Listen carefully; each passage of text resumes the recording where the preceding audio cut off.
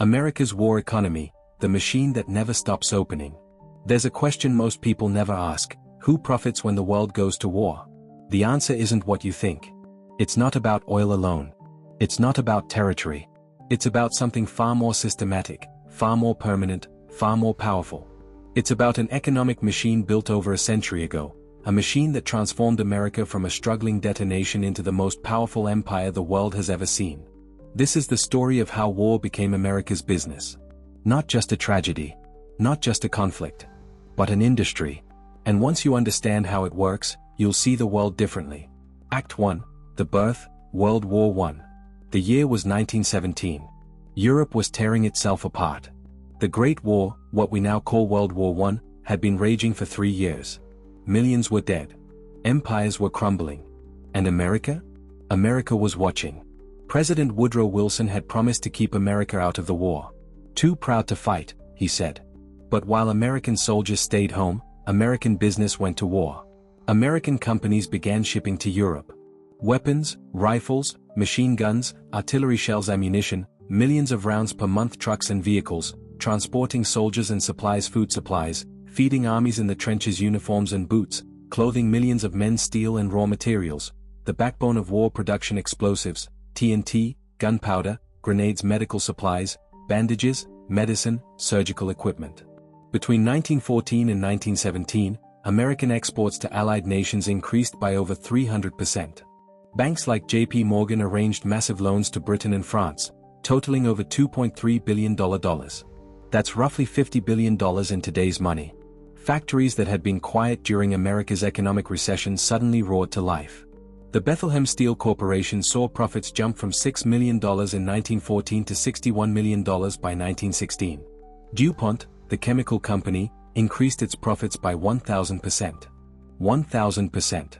Wages rose. Unemployment dropped. Industries boomed. And something else happened, something that would change history forever. America transformed from a debtor nation, a country that owed money to European banks, into the world's largest creditor. By 1919, European nations owed America over $10 billion. War, for the first time, showed America a powerful secret. You don't need to fire the bullets to earn from the battle. When America finally entered the war in 1917, it wasn't just sending soldiers. It was exporting an entirely new economic model. Act 2, the explosion, World War II. When World War II arrived, everything changed. The scale became unimaginable. This wasn't just a war. This was total war. And America became what President Roosevelt called the arsenal of democracy. Almost overnight, American industry transformed completely. Ford Motor Company stopped making civilian cars and started producing B-24 Liberator bombers at the Willow Run plant in Michigan. At peak production, they completed one bomber every 63 minutes. 24 bombers per day. General Motors converted 90% of its production to military vehicles. They built 206,000 aircraft engines, 97,000 bomber propellers, 301,000 aircraft gyros, 198,000 diesel engines, 1.9 million machine guns, 854,000 military trucks. Chrysler built the M3 Grant tank and operated the massive Detroit Arsenal tank plant. Boeing produced 6,981 B-17 Flying Fortresses. Even Coca-Cola built 64 bottling plants near front lines to supply American soldiers. They shipped 5 billion bottles during the war. Hollywood became a propaganda machine, producing hundreds of films to boost morale and shape public opinion. Every company became a military company. Every factory became a war factory. Every worker became a soldier without a rifle. By 1945, American production numbers were staggering. 296,429 aircraft, 102,351 tanks, 87,620 warships, 372,431 artillery pieces, 2.6 million machine guns, 47 million tons of ammunition, billions of dollars in supplies shipped to allies through Lend-Lease. America had created the largest industrial wave in human history. Unemployment dropped from 14% to less than 2%. GDP more than doubled. And the country learned something powerful. War can build entire economies. But here's what most people don't know. After the war ended in 1945, the factories didn't shut down. They didn't go back to making refrigerators and cars. They kept making weapons. The companies that had tasted wartime profits didn't want to return to peacetime economics. The politicians who had seen industrial growth didn't want it to stop. The military, which had grown from 190,000 soldiers in 1939 to over 12 million by 1945, didn't want to shrink back. A machine had been born. And it never stopped running. Act 3, The Warning, the Military-Industrial Complex. January 17, 1961. President Dwight D. Eisenhower, former five-star general, supreme commander of Allied forces in World War II, stepped in front of cameras for his farewell address. He was 70 years old. He had seen more war than almost any living American. And he had a warning. In the councils of government, we must guard against the acquisition of unwarranted influence, whether sought or unsought, by the military-industrial complex. The potential for the disastrous rise of misplaced power exists and will persist. What was he talking about? A triangle. A perfect, self-sustaining triangle of power and profit. The politicians write the defense budgets, authorize military spending. Approve wars and interventions, get campaign donations from defense companies, win votes by promising jobs in defense industries. The Pentagon requests new weapons systems, creates threat assessments, justifies larger budgets, awards contracts, employs millions directly and indirectly. The defense contractors build the weapons, earn the profits. Lobby the politicians, hire retired generals and admirals, fund think tanks that promote military solutions. And when war happens, or when the threat of war exists, everyone in the triangle gains. Politicians get bigger budgets to distribute. The Pentagon gets more resources and personnel. Defense contractors get more orders and higher stock prices. But it gets more sophisticated.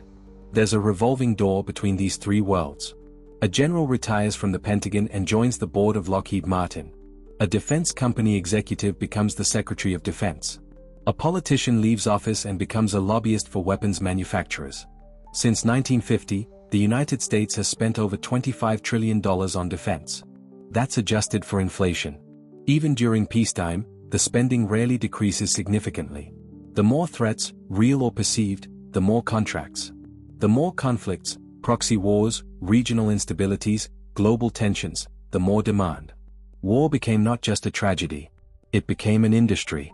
An industry with shareholders' quarterly earnings reports. Stock prices, marketing departments, lobbying budgets, political donations.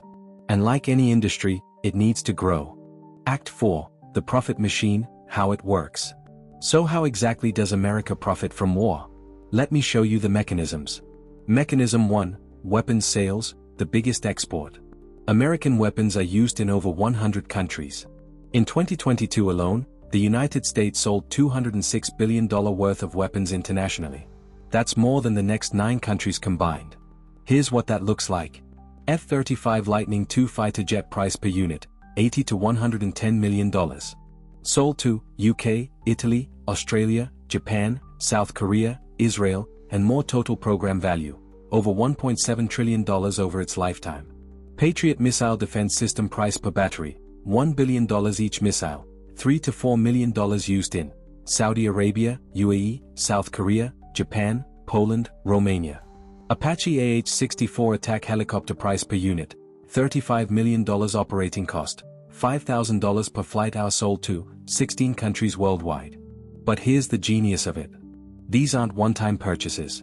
Every weapons system comes with maintenance contracts, annual service fees worth millions, spare parts, only available from the original manufacturer, training packages, teaching foreign militaries how to use the systems, upgrades, software and hardware improvements every few years, ammunition, ongoing purchases of missiles, bombs, shells, technical support, long-term contracts for decades. A country doesn't just buy an F-16. They buy into a 30-year relationship. Every conflict in the world creates demand. Ukraine needs anti-tank missiles? Order placed. Taiwan fears China? F-16 order increased. Middle East tensions rise? Patriot missiles deployed. And America is the #1 supplier. Mechanism 2, Military aid, paid back with influence.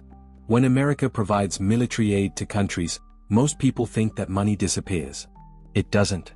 Here's how it works. Congress approves, say, $3 billion in military aid to country X. That money doesn't go to country X. It goes to American defense companies. Country X gets the weapons. American companies get the cash. American workers keep their jobs. But the real profit comes later. That country now uses American systems, so they need American training, American spare parts. American technical support, American upgrades. They become dependent on American supply chains. And often, military aid comes with strings: access to military bases, intelligence sharing agreements, political alignment on key votes, long-term security partnerships. The United States maintains approximately 750 military bases in over 80 countries. These bases provide strategic positioning, power projection, economic influence, political leverage. A nation that needs weapons becomes a customer for decades. A nation that hosts a base becomes a partner for generations. Mechanism 3, technology boom. War creates innovation. War isn't just about destruction. It's about innovation. Some of the most profitable technologies in the world came from military research. GPS, developed by the Department of Defense in the 1970s, now a $37 billion global industry. The Internet, born from ARPANET, a Pentagon project now worth trillions globally.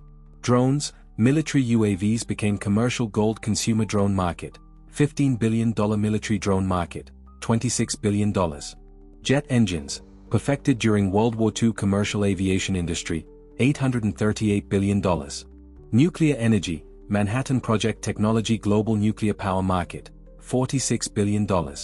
Radar technology, World War II invention now used in weather, aviation, shipping. Satellite technology, Cold War innovation. Satellite industry, $224 billion. Computer technology, ENIAC built to calculate artillery trajectories. Computing industry, multi-trillion dollars. The Pentagon spends over $140 billion annually on research and development. Technologies are developed with taxpayer money. Then they are commercialized by private companies. Those companies make billions selling to the world. War research becomes commercial gold. Mechanism 4, reconstruction. After the bombs, the bulldozers. After war's end, a different kind of profit begins. Reconstruction. After the Iraq War, American companies earned billions rebuilding roads and highways, bridges and tunnels, airports and seaports, oil pipelines, power grids, communication networks, water systems, government buildings. Companies like Halliburton, KBR, $39.5 billion in Iraq contracts. Bechtel, $2.3 billion for reconstruction. Fluor, $1.5 billion for infrastructure. DYN Corp, police training and security. Sometimes the profit from reconstruction exceeds the profit from the war itself. Destroy and rebuild. Bomb and contract. It's a cycle. And it's incredibly profitable.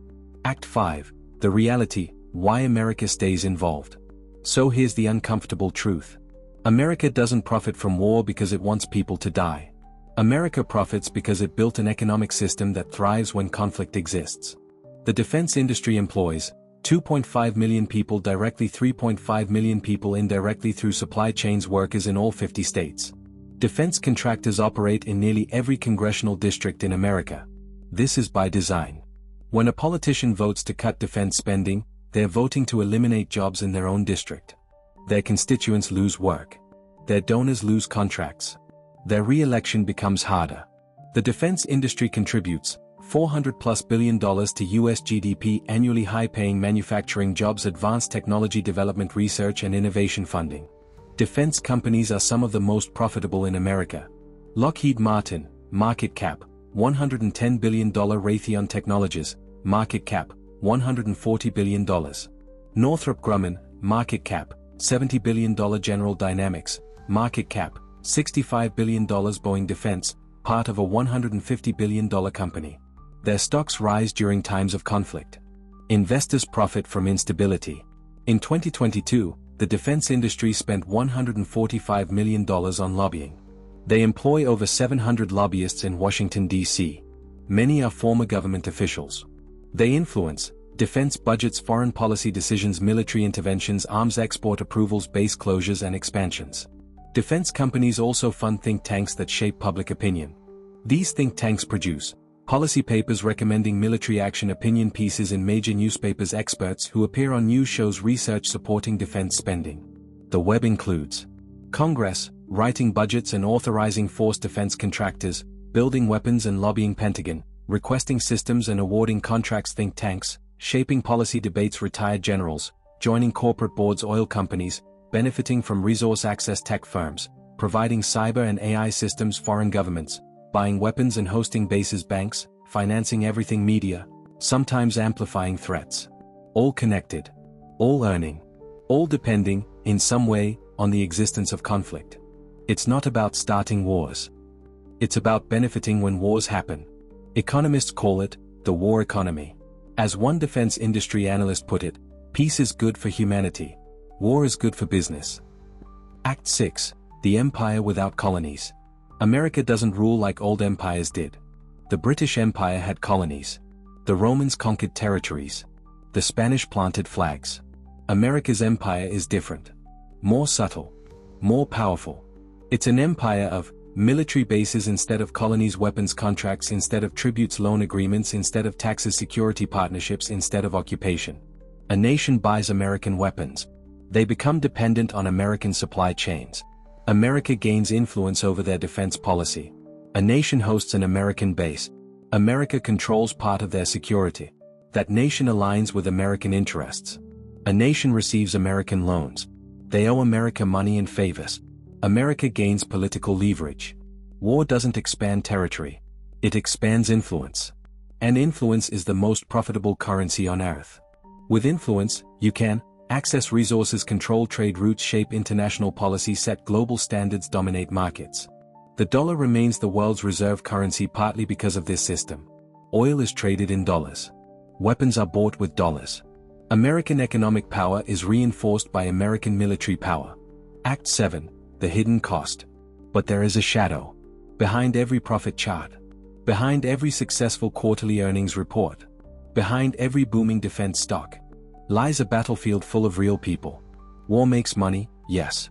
But it also destroys families who will never be whole again, ends lives that had dreams and potential, leaves cities in ruins for generations, creates millions of refugees with nowhere to go, traumatizes soldiers who can never forget scars, children who grow up in conflict zones, devastates economies that take decades to recover.